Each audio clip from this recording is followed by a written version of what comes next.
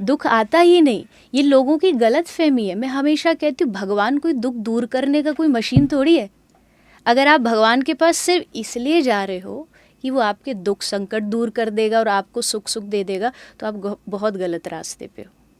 भगवान से प्रेम करने का मतलब है कि आप जाहि विधि राखे राम ताहि विधि रहिए। वहाँ सवाल जो हमारे जहन में है वो पूछें और उनके दिल की बात भी जानें। राधे राधे चित्रलेखा जी। राधे राधे। आपका बहुत बहुत स्वागत है हमारे गौ सेवा धाम परिवार में। जी, पहला सवाल जो मेरे जहन में आता है वो यही आता है, जैसे कि आपके बारे में हमने पढ़ा जाना कि 7 साल की उम्र से आपने शुरुआत की थी जी। तो ये एक छोटी बच्ची चित्रलेखा कैसे देवी चित्रलेखा बन गई, हम चाहते हैं सबसे पहले तो आप ये बताइए हमारे दर्शकों को। देखिए, बिना भगवत कृपा के तो दुनिया में कोई चीज़ हो ही नहीं सकती। और अध्यात्म, स्पेशली अध्यात्म एक ऐसा रास्ता है कि जहाँ आपको भगवान की कृपा होना बहुत ज़रूरी है। और मुझे लगता है कि किसी चीज़ को रियलाइज़ होना बहुत ज़रूरी है। हमारा जन्म क्यों हुआ है, भगवत कार्य के लिए हुआ है, ये कई लोगों को थोड़ा सा बाद में जाके रियलाइज़ होता है। लेकिन मैं अपने आप को बहुत लकी मानती हूँ कि मुझे वो कम एज में एहसास हो गया। और उसमें एक बहुत बड़ा योगदान मेरे परिवार का रहा और थोड़ा सा वातावरण का रहा, क्योंकि मेरा जन्म ब्रज में हुआ है। तो मुझे लगता है ब्रज में बच्चे को कहना नहीं पड़ता कि तुझे राधे राधे बोलना है। बिहारी लाल की जय। यहाँ बच्चा बच्चा राधे राधे कह के ही जन्म लेता है। तो मुझे लगता है माहौल का, ब्रज भूमि का, और मेरे गुरु तो बचपन से मुझे मिल गए थे 4 साल की एज में। और कुछ कहते हैं, मैंने ऐसा सुना है कि पूर्व जन्म का प्रारब्ध होता है, तो वो थोड़ा सा निकल के आया और कुछ थोड़ा सा इस जन्म में मुझे माहौल मिला, तो दोनों मिल करके ये रास्ता शुरू देखिए, हुआ। आप श्याम जी के यहाँ से, हम राम जी के यहाँ से। बिल्कुल। मैं वृंदावन जब पहली बार गया तो मुझसे किसी ने कहा कि चश्मा उतार लीजिएगा जी। हमारे यहाँ के बंदर बड़े बदमाश हाँ। हैं। तो मैंने एक पुजारी थे, उनसे मैंने कहा यार ये तो बड़े बदमाश हैं जी। आपका चश्मा लेकर चले आते हैं ऊपर, फिर आप फ्रूटी दीजिए या कुछ खिलाइए, वापस कर देते हैं। हमारे अयोध्या में आते हैं सिर्फ प्रसाद लेते हैं। तो उन्होंने बड़ी खूबसूरत बात कही जो मैं आपसे भी साझा करूंगा, दर्शकों से भी। कहा, देखिए जैसे आपके राम जी वैसे आपके वहाँ के बंदर, जैसे हमारे श्याम जी। ये बात बिल्कुल सत्य कही उन्होंने, क्योंकि जिसकी आप सेवा करते हैं ना, जिनकी आप पूजा करते हैं, उनके थोड़े थोड़े गुण आप में आने लगते हैं। तो हमारे ठाकुर जी तो एकदम नटखट थे। उन्होंने बानरों को, बंदरों को ऐसा ही बना दिया कि वो भी आज नटखट है। और आपने बहुत अच्छी बात कही। और आपको शायद पता होगा, ये जो राम और श्याम वाली जो लड़ाई है ना, ये बहुत दिनों से चलती आई, प्रेम की। इसमें कोई ईर्ष्या भाव नहीं है, जेलसी नहीं। पर राम जी वाले कहेंगे हम अयोध्या वाले हैं, तो वृंदावन वाले अपने भाव में रहते, भी हम भी अपनी ठसक से हैं, हम श्याम राधा रानी वाले हैं। तो एक बहुत सुंदर बात कहते हैं, मैं कथा में भी बोलती हूँ, कि राम कृष्ण दो एक हैं, अंतर नहीं निमेष, इनके नयन गंभीर हैं और इनके चपल विशेष। वाह। दोनों में डिफरेंस यही है कि राम जी की आंखों में बहुत गंभीरता है, वहीं अगर कृष्ण को देखेंगे तो उनकी आंखें बड़ी चंचल हैं, अब यहाँ अब वहाँ। और वो उनके भक्तों में भी कहीं ना कहीं देखने को मिलता है। राम जी के भक्त थोड़े गंभीर होते हैं, कृष्ण वाले थोड़े चंचल होते हैं। और शायद यही वजह है कि यूथ क्या कृष्ण जी की भक्ति की तरफ बड़ा आकर्षित है, क्योंकि वृंदावन आप जाएंगे तो आपको फॉरेनर्स बहुत नजर आते हैं, या आप खुद, मैं आपको जब मैं देख रहा हूं तो मेरे जहन में यही सवाल आ रहा था कि बचपन को हम कहते हैं कि शरारत का वक्त होता है, जवानी जो होती है करियर में फोकस, सेंसिबल होने के लिए होती है, फिर बुढ़ापा आता है जहां पर हम ये मानते हैं कि अब जीवन जो है वो ईश्वर को समर्पित हो जाएगा। लेकिन आपका बचपन से ही जो समर्पण है, तो ये कृष्ण जी का आकर्षण है, बड़े बूढ़ों का प्यार है, या जो आप पुनर्जन्म वाली बात करती हैं? ये आकर्षण तो बिल्कुल है। कृष्ण का नाम ही कृष्ण इसलिए पड़ा क्योंकि कर्षति इति कृष्ण, जो आकर्षित करना जानता वो कृष्ण है। एक बात जो आपने कही, मुझे लगता है कि सब लोगों का ये एक फिलॉसफी लोगों ने बना ली है, एक धारणा बना ली है कि बचपन खेल कूद पढ़ाई, फिर बुढ़ापा मतलब भजन, ईश्वर को समर्पित। लेकिन ये हमारा कोई भी शास्त्र इस बात की सहमति नहीं देता है, उसको अग्री नहीं करता। हमारे शास्त्र कहते बचपन जो है वो भक्ति का, भजन का, अध्यात्म के लिए समर्पित होने का सबसे बेस्ट आपका जीवन का टाइम होता है। क्योंकि उस समय आप बहुत कुछ सीख सकते हैं, जो आप सिखाया जाता है वो आपके जहन में पूरे जीवन के लिए वो बंध जाता है। आप सोचिए कि बुढ़ापे में जाके भजन करेंगे, जिसने बचपन में भजन नहीं किया होगा ना, वो बुढ़ापे में नहीं कर सकता। क्योंकि उस समय हम जैसे किसी भगवान के पास जाते हैं तो हम ताज़ा फूल लेकर के जाते हैं, ताज़ा फ्रेश फल लेकर के जाते हैं।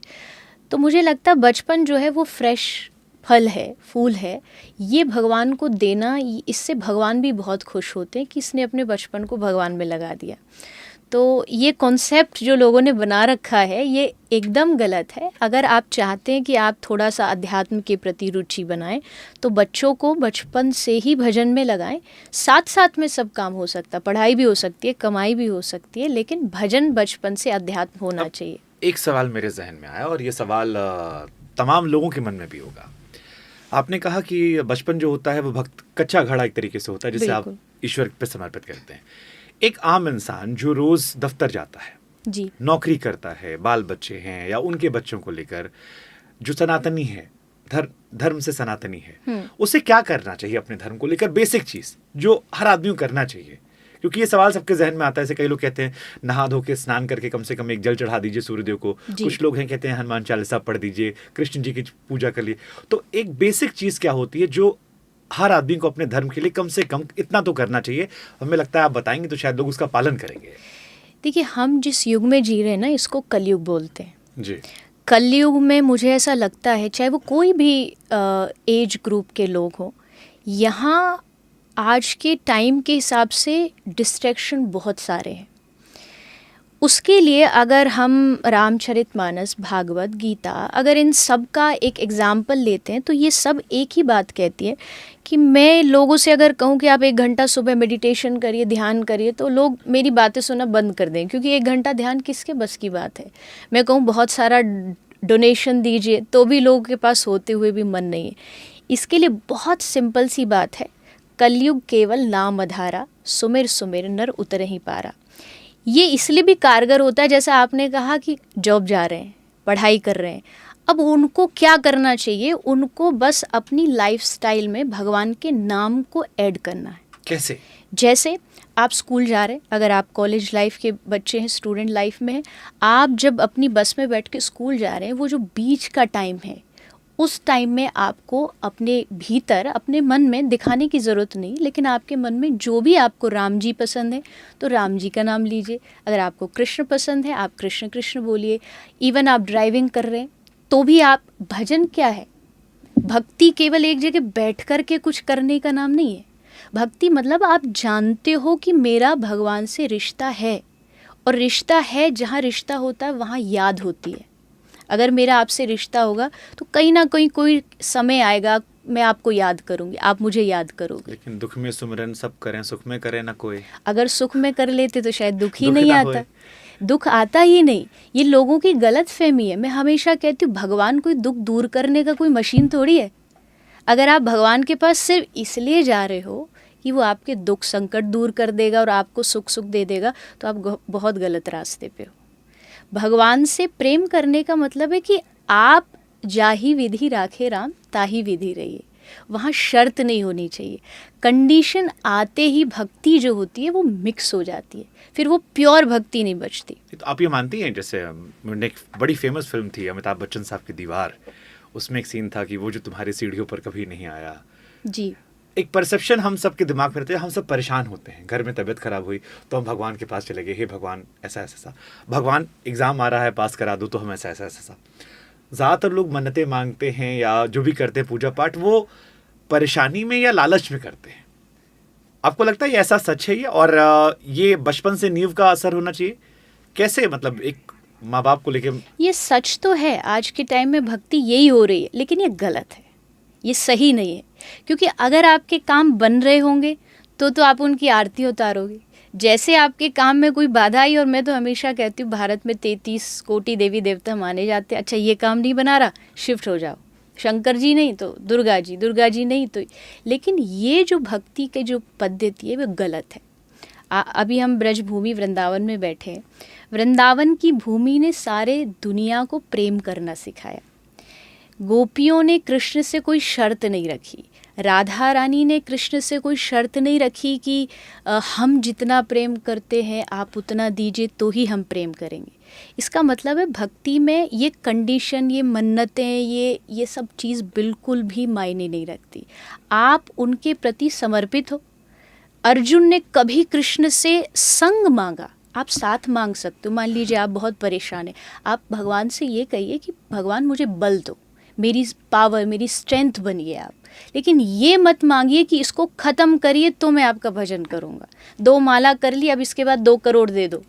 ये वाली जो भक्ति का कॉन्सेप्ट है ये एकदम गलत है, और इस पे आजकल ज़्यादातर लोग चल रहे हैं। बिल्कुल सही बात। इसलिए उनका विश्वास जल्दी टूट जाता है। क्यों बार बार विश्वास हटता है? क्योंकि वहाँ उनको कुछ चाहिए, वो मिल गया तो ठीक, मैगी बना रखा है 2 मिनट में, इंस्टेंट चाहिए, उबल के निकल के आ हर जाए खाने चीज़ के लिए। तुरंत चाहिए। पेशेंस नहीं है। भक्ति में पेशेंस का होना, धैर्य का होना बहुत अच्छा ज़रूरी देखिए, है। आप 7 साल से कथा कर रही हैं, और क्योंकि कृष्ण जी को लेकर आपने कहा कि यहाँ से प्यार जो है वो दुनिया भर में गया, और ये बिल्कुल सच बात है।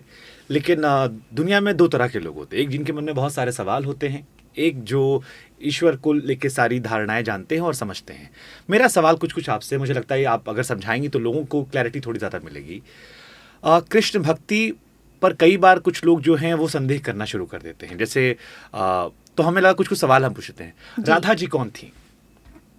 हम चाहते हैं कि आप थोड़ा समझाएंगे तो कृष्ण भक्ति और राधा जी को लेकर, तो हमारे दर्शक जो है उसका आनंद भी लेंगे, समझेंगे भी, और मुझे लगता है जब आप लॉजिक दे देते हैं तो शायद उसको वो विस्तार से आगे उन बातों को बढ़ाते भी रहेंगे। एक बहुत ही सुंदर अष्टक है, युगलाष्टक। उसमें लिखा है, कृष्ण चित्ते स्थिता राधा, राधा चित्ते स्थितो हरि, जीवने निधने नित्यम, राधा कृष्ण गतिर्मम। कृष्ण के चित्त में श्री राधा रानी बैठी और राधा के चित्त में श्री कृष्ण श्याम सुंदर विराजमान है। दुनिया एक सबसे बड़ी गलती जो आजकल लोग करते हैं, वो समझते हैं कि राधा एक औरत थी, कृष्ण एक पुरुष था, दोनों में प्रेम हुआ, कृष्ण ने धोखा दिया और धोखा दे के चला गया। ये इससे ज़्यादा लोग कृष्ण और राधा के प्रेम को नहीं जानते। बल्कि हमारा वृंदावन का प्रेम कहता है, वृंदावन की पद्धति कहती है कि राधा कृष्ण में कोई भी अंतर नहीं है। राधा कृष्ण दोनों एक ही आत्मा है, क्योंकि वो ईश्वर है, वो सर्वसमर्थ है। उसके लिए ये ज़रूरी नहीं कि एक ही शेप वो ले सकता, वो हज़ारों शेप ले सकता है। तो जब उस ईश्वर को लगा कि प्रेम की कोई एक आकृति होनी चाहिए, प्रेम का कोई शेप होना चाहिए जिससे लोग उदाहरण दे सके कि ये प्रेम है, तो उसी ईश्वर ने राधा का रूप धारण कर लिया। राधा कोई फीमेल बॉडी नहीं है, कोई एक गोपी नहीं है, कि वो एक औरत नहीं है, वो प्रेम का एक आकार है। और यही कारण है कि जब भी प्रेम की बात आती है तो कृष्ण और राधा की बातें आती है। और उस प्रेम में एक सबसे बड़ी जो क्वालिटी थी, जो मैंने अभी कहा, जो लोग भगवान से इच्छाएं रखते, आशा रखते, उस प्रेम में एक 0% भी कोई इच्छा नहीं थी। यहाँ तक की भी इच्छा नहीं थी कि मैं तुमसे प्रेम करूँ तो तुम भी करो, ये भी नहीं था। वहाँ राधा का मैं जो है वो मिट चुका है। लेकिन ये जो राधा कृष्ण का प्रेम है ना, ये बहुत बड़ी चीज़ है। इसको समझने में हर एक व्यक्ति को स्टेप बाय स्टेप चलना पड़ता है। हमने कभी कुछ पढ़ा नहीं, हमने भगवद गीता पढ़ी नहीं, हमने शास्त्र पढ़े और हमको लगता हम राधा कृष्ण के प्रेम को समझ पाएंगे। वो समझना आसान नहीं है। तो मुझे जो लगता है, लोगों को अगर कोई कन्फ्यूज़न भी है तो उनको थोड़ा सा ग्रंथ पढ़ना चाहिए, और दूसरा इस बात को समझना होगा कि वो एक ही आत्मा ने 2 आकार धारण किए, एक कृष्ण बना और एक राधा बनी। ठीक।